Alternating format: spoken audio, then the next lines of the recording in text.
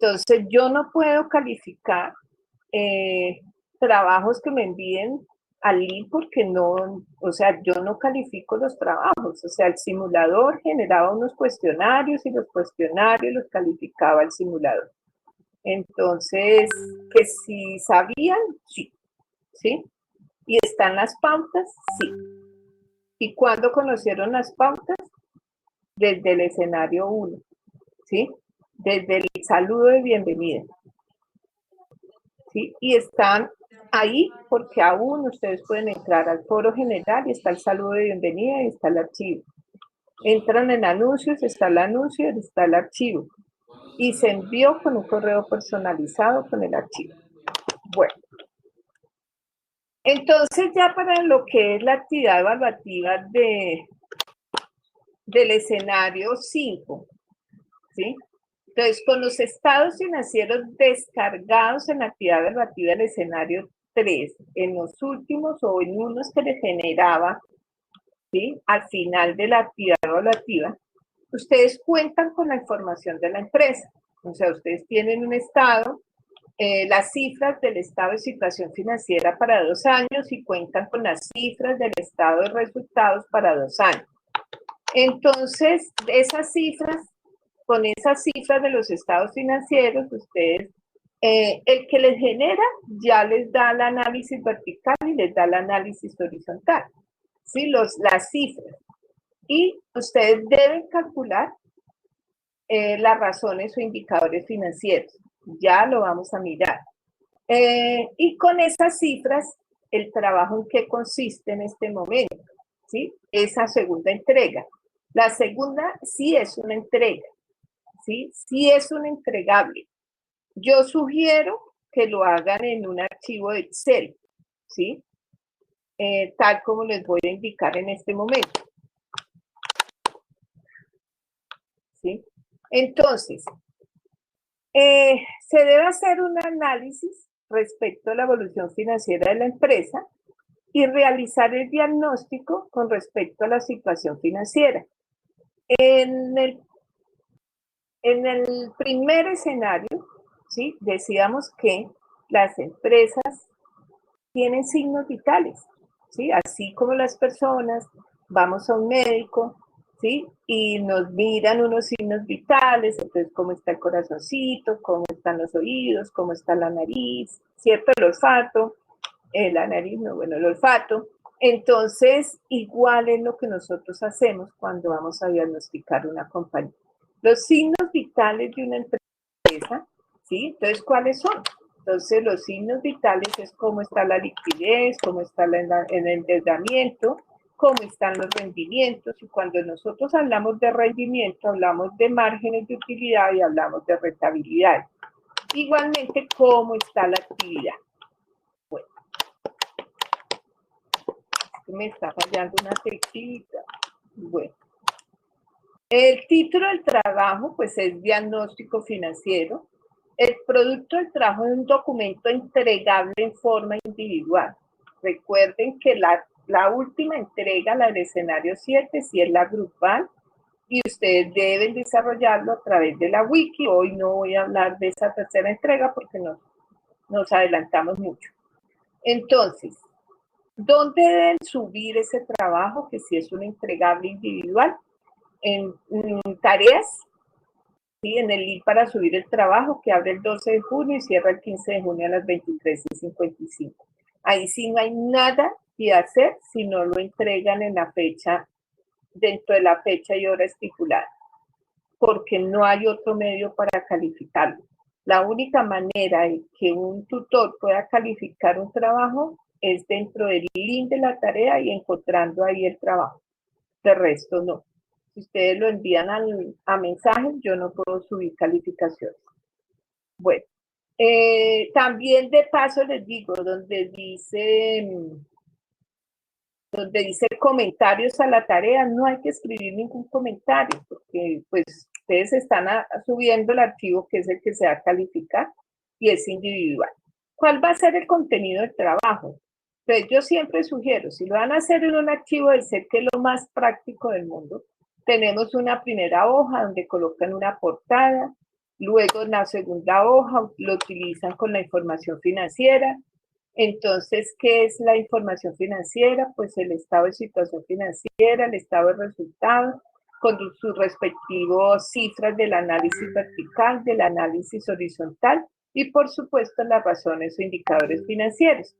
Luego, si ustedes ya desean hacerlo en esa misma hoja o en otra hoja que les quede más ordenado, hacen el análisis concreto de esos resultados. O sea, ¿cuáles resultados? Los resultados del análisis vertical, horizontal, razones o indicadores financieros. Y luego vienen las conclusiones financieras y, por supuesto, las recomendaciones. Entonces, estas conclusiones financieras es respecto a la situación financiera de la empresa. Les vuelvo y repito, sobre liquidez, endeudamientos, rendimientos y actividad. Entonces, y las recomendaciones, pues es cómo podría en determinado momento mejorar esa situación que puede tener la empresa reflejada en ese estado, en esos estados financieros. Bueno, este es el tutorial para cálculo de análisis vertical, horizontal, indicadores financieros, que es un ejemplo práctico que ustedes, es un ejemplo, por eso les digo, es un ejemplo de un diagnóstico financiero que ustedes han contado con ese material en el escenario 3 y escenario 4 y que les puede ser una pequeña guía, aunque nosotros no vamos a hacer análisis cualitativo porque no conocemos la empresa, no sabemos de qué sector es, etcétera. Entonces, aquí este tutorial de ejemplo, ¿sí? Nos da un tutorial de qué es esto, nos da unos estados financieros de una empresa, pero por favor, esto no es la empresa que ustedes van a analizar. Esta empresa es para 4 años y les está haciendo un ejemplo de qué es un análisis cualitativo, obtener los cálculos, ¿cierto? Del análisis vertical, del análisis horizontal y de los indicadores, ¿sí? Entonces, es de aquí, de esto, fue como yo les decía siempre, este cuadro de las razones o indicadores financieros no fue de mi autoría, era de la profesora Yolanda Rocío, autora del módulo, y que ustedes contaban con él en el material del módulo. Bueno, entonces esos son materiales de apoyo académico que les sirve a ustedes mucho. Y de eso se trata ya lo que es la segunda entrega del trabajo, que es individual. Vamos a hacer ese diagnóstico. Vamos a hacer un análisis con base en este ejemplo de tal como nos dio la información un simulador. Ojo, este es un ejemplo, ¿sí? Entonces, voy a arrancar. Igualmente lo que exactamente dice Catalina. Entonces, voy a hacer ese análisis de esos resultados, ¿cierto? Y cómo van ustedes a hacer la información para que los puedan analizar y qué es lo que me significa. Hay que llenar todos los indicadores, ¿sí? Para poder analizarlos. Bueno, entonces, bueno, en este ejercicio, ¿sí? Entonces ya nosotros al finalizar la actividad evaluativa del escenario 3 nos generaba este estado de situación financiera y el estado de resultados con el análisis vertical y con la variación absoluta y con la variación relativa, ¿sí? Y con ese es que ustedes deberían trabajar. Yo les había dado, tal cual está aquí, el cuadrito con los indicadores financieros, con sus respectivas fórmulas para que pudieran obtenerlos. Entonces, después de tener toda esta información, entonces voy a arrancar, analizarlo, ¿sí? Para que ustedes tengan las herramientas o los conceptos para poder realizar el trabajo. E igualmente, esto es una preparación para el parcial que abre mañana, ¿sí? Porque el parcial es del escenario 1, 2, 3 y 4 y son ejercicios y son teoría. Bueno, entonces, vamos a empezar leyendo o interpretando el estado de situación financiera, ¿cierto? En su análisis vertical. Entonces recordamos, el análisis vertical se hace, ¿cierto? Con base, o lo que buscamos es ver la participación de cada una de las cuentas con respecto a una cifra base. En el estado de situación financiera, la cifra base es el total de activos.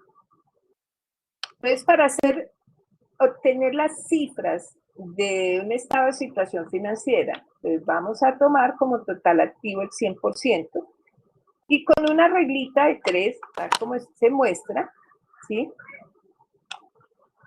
Ahí en la formulita, estamos diciendo el disponible, cuánto es, ¿sí?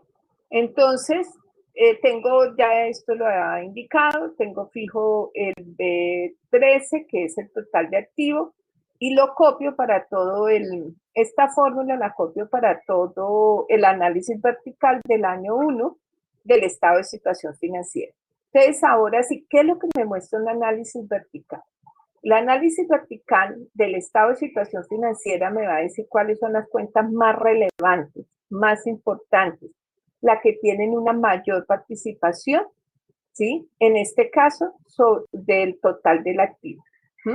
Cuando nosotros miramos el total de activo, ¿sí? La palabra nosotros activo y todas las cuentas que están en el activo reflejan las decisiones de inversión, o sea, dónde está colocado el dinero. Entonces, cuando nosotros hablamos de disponibles, estamos hablando de esa efectivo y equivalente al efectivo. O sea, esto no es que sea una caja fuerte ni nada de esas cosas, sí, sino efectivamente está en bancos, en cuentas de ahorro, en depósitos a término fijo. O sea, hay una cantidad de posibilidades de inversión que nosotros podemos realizar.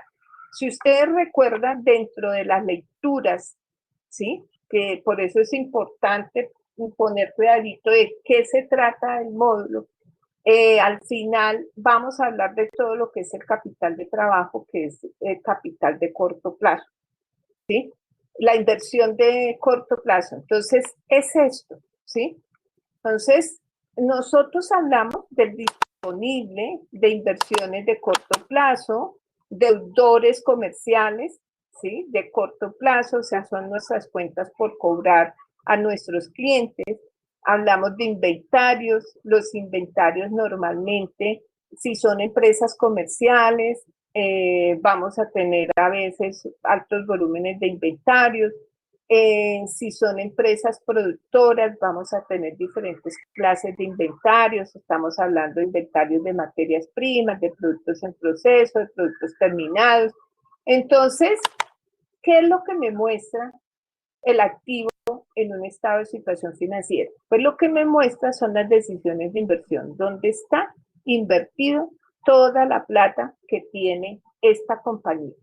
Entonces, esta empresa bueno, tiene un total de activo corriente. Básicamente para nosotros el capital de trabajo es el activo corriente. O sea, hablamos de capital de trabajo operativo, o sea, lo necesario para llevar a cabo la operación de la compañía sin contratiempos. Pero por supuesto, todo lo que nosotros invertimos es con un ánimo de lucro. O sea, yo no compro cosas si no me van a generar un rendimiento. Vemos claramente que esta es una empresa que no maneja un activo no corriente, o sea, activos de largo plazo. En mi ejemplo, ¿sí? Esto es un ejemplo. La propiedad planta y equipo, que es lo que se denominaba antes activos fijos, no es sino 1.59. O sea, ¿qué empresas tienen altos volúmenes de propiedad planta y equipo? ¿Sí? Las empresas productoras, que necesitan tener una planta de producción, que necesitan tener maquinarias, y para tener la planta de producción van a tener que tener unas bodegas grandes o un lote, o sí. Entonces, si son empresas de un alto volumen de distribución, pues van a tener necesariamente vehículos, ¿cierto? Aunque ya sabemos que dentro de las modalidades de administración está toda la contratación outsourcing, o sea, nosotros contratamos empresas logísticas para que nos almacenen la mercancía, nosotros contratamos esas mismas empresas logísticas para que nos manejen los inventarios. Nosotros generamos la facturación y ellos mismos tienen su propio programa para que nosotros podamos facturar sabiendo qué es lo que se tiene en las bodegas de ellos de mercancía. Nos reciben las importaciones, si exportamos nos hacen las exportaciones.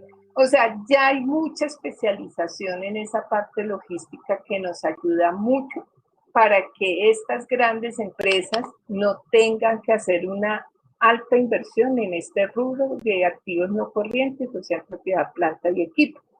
Entonces, ¿qué nos lleva a que a veces no podamos analizar si efectivamente es una empresa productora? Porque pues ya estamos manejando muchos rubros en forma externa.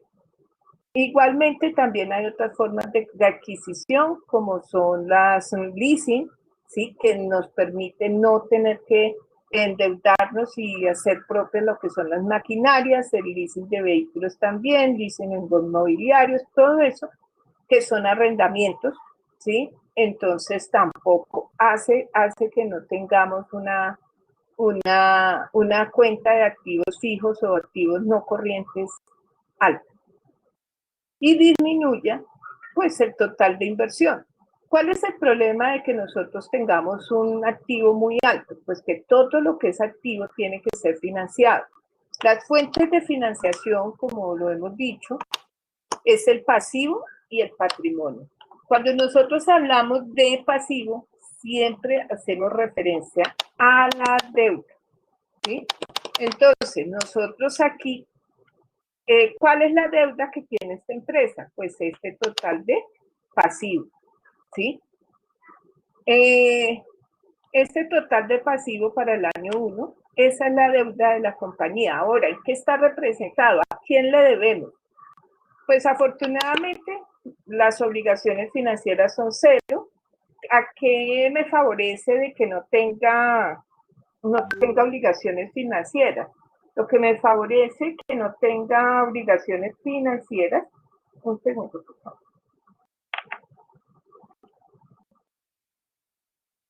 Lo que me favorece que no tenga obligaciones financieras es el hecho de que toda obligación financiera tiene una carga financiera, o sea, una cuenta de gastos financieros o costos financieros, que es los intereses que nos cobran los bancos. ¿Sí? Hablo de bancos, pero pues es cualquier entidad financiera, porque nosotros podemos tener créditos con bancos, con corporaciones financieras, con compañías de financiamiento, con cooperativas financieras. Entonces, a eso hacemos referencia con esa palabra, todo lo que abarca obligaciones bancarias.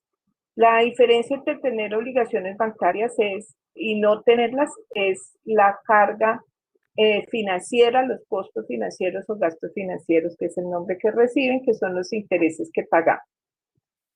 Otra fuente de financiación, o sea, ¿quién le debemos? O sea, que hacen parte de la deuda son los proveedores.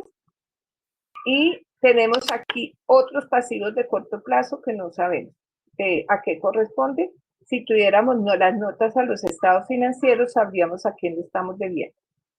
Tenemos algunas obligaciones laborales, pero muy poquitas, y sabemos que nuestra deuda está centrada en qué? En pasivos corrientes, o sea, todo lo que debemos es en corto plazo. Cuando nosotros hablamos de corriente o corto plazo, contablemente hacemos referencia a obligaciones que deben pagarse antes de un año, ¿sí? Y normalmente, pues, esto es mucho menos. O sea, yo a un proveedor no le voy a pagar en un año. Un proveedor, o sea, mi periodo de pago debe ser máximo 60 días, ¿sí? Si no es cuando nos identifican como unos clientes muy malitos.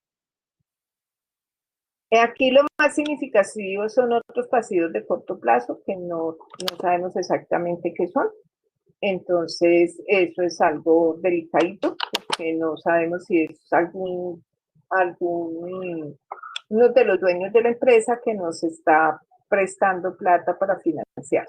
Bueno, entonces, esto es lo que hace referencia al total del pasivo, ¿cierto? Es todo lo que es, este es el pasivo, es lo que significa la deuda. Esto se los explico porque es la única manera de que nosotros podamos analizar estos resultados o estas cifras. Y luego viene la otra fuente de financiación, que es el total del patrimonio, ¿sí? Entonces, cuando nosotros hablamos de que la fuente de financiación es el patrimonio, es lo que denominamos recursos propios, ¿sí? Es lo que es el capital social, lo que son las reservas, como dice ahí, la revalorización del patrimonio, las utilidades del ejercicio, las utilidades retenidas, o sea, de años anteriores. Entonces, la ventaja de nosotros tener una financiación con patrimonio alta es que esto es un dinero que no nos lo están cobrando, ¿sí? Esto de capital social, eso es permanente, solo se puede retirar cuando se liquide la compañía o se vendan las acciones, ¿sí? Pero él continúa, lo único que hacemos es vender las acciones, entonces se cambia de dueño, pero el patrimonio es una financiación de largo plazo, es permanente y nadie nos lo está cobrando.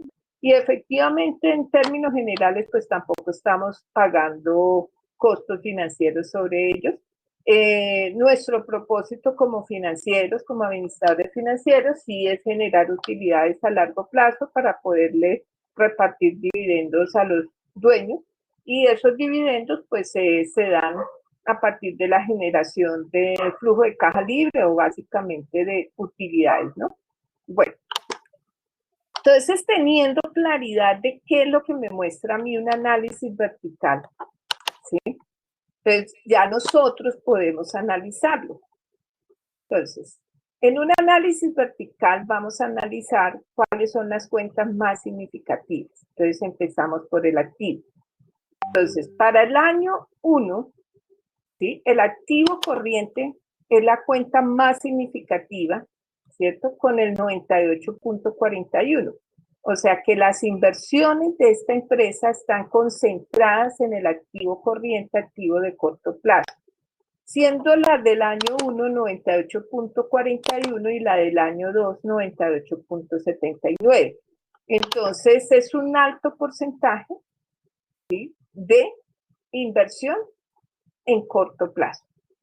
Dentro de esa inversión de corto plazo, ¿sí?, la cuenta más significativa, importante, es los deudores de corto plazo, con un 53.19 en el año 1 y 33.80 en el año 2.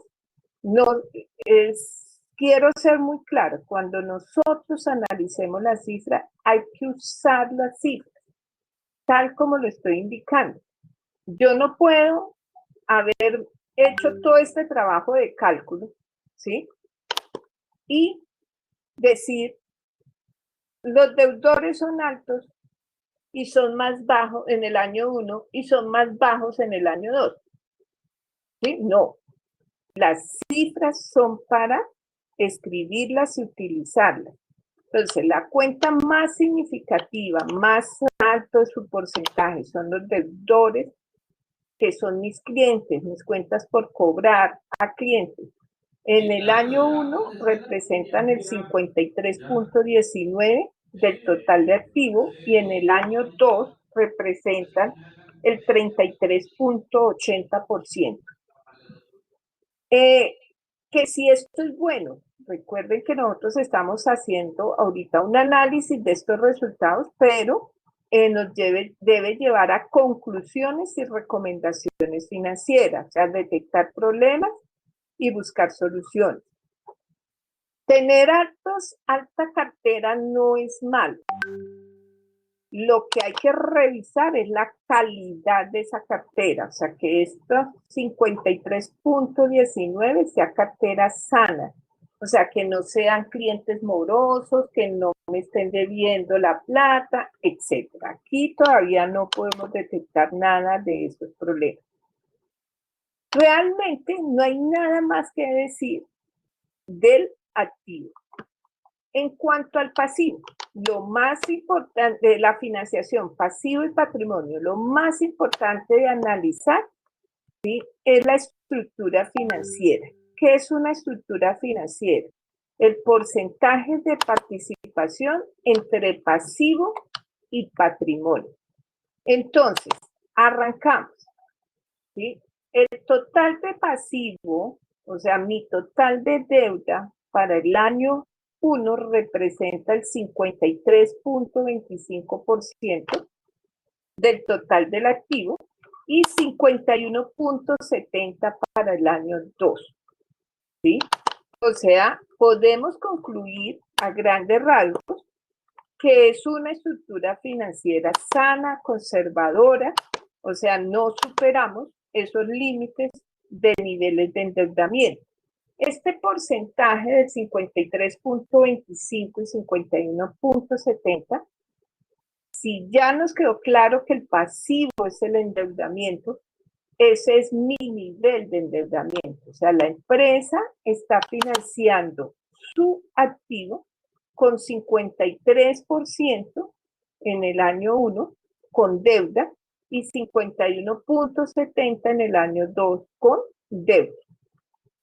No, decimos que no es tan alto, o sea, es una estructura financiera moderada, conservadora, porque podemos hablar redondeando que debemos 50% y 50% lo está colocando el patrimonio. Sí, es un poquito menos el patrimonio, pero nos da una gran idea de que las deudas están en el 53% y el patrimonio en el 46-47%.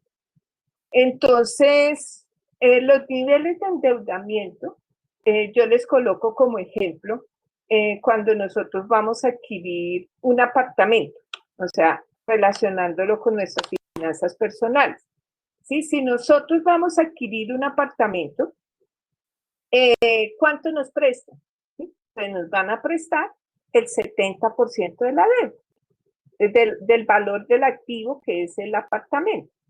Entonces, eso quiere decir que mi nivel de endeudamiento máximo es el 70%, ¿sí? Entonces, cuando nosotros vemos acá una empresa que tiene un nivel de endeudamiento del 50%, quiere decir que tenemos todavía la posibilidad de aumentar ese endeudamiento en un 20%. Ya superando el 70%, es muy difícil conseguir deuda, ¿sí? O sea, que nos presten. Bueno, entonces, eso es lo primero que nosotros analizamos de lo que es el pasivo y patrimonio. El nivel de endeudamiento. Entonces, el nivel de endeudamiento es el 53.25 para el año 1 y 51.70 para el año 2. Ahora, ¿qué más miramos? ¿Sí? ¿Cómo estamos endeudados? Entonces, aquí sí, desafortunadamente, el total del pasivo corriente es ese mismo 53.25 y 51.70 en el año 2, lo que nos quiere decir que estamos endeudados. En el caso hipotético que la empresa tenga un pasivo del 70%, es un nivel de endeudamiento alto. ¿Cuál es el riesgo de tener un nivel de endeudamiento alto? Que si la empresa requiere endeudarse, no le van a prestar. Entonces, en los momentos de crisis, colocándoles el ejemplo de nuestra crisis por COVID, ¿cuáles son los problemas que tienen las compañías en este momento para que no les presten? ¿Sí? Que tienen problemas de liquidez, o sea, que no han podido, no tienen el flujo de caja suficiente para pagar sus obligaciones de corto plazo. Esos son los problemas de liquidez. Y adicionalmente, venían con niveles de endeudamiento alto. Entonces, si uno dice, no, es que los bancos no quieren prestar, pero es que los bancos son un negocio. Entonces, si yo como empresa debo un 70%, ¿sí? O sea, el banco va a asumir un riesgo mucho más alto porque lo único que tienen ellos como garantía que son los activos de la empresa. Y cuando nosotros le solicitamos un banco teniendo un nivel de endeudamiento del 70%, pues va a decir, bueno, ¿y usted con qué me va a respaldar a mí esta deuda? Si ya sus activos están comprometidos en un 70%. Y en esta situación, si usted tiene un carro, ya sabe que no lo va a vender. Si tiene una propiedad, muy difícil venderla, ¿sí? Entonces, eso es lo que sucede, ¿sí? Entonces, o sea, y el objetivo de un banco no es quitarle ni la casa,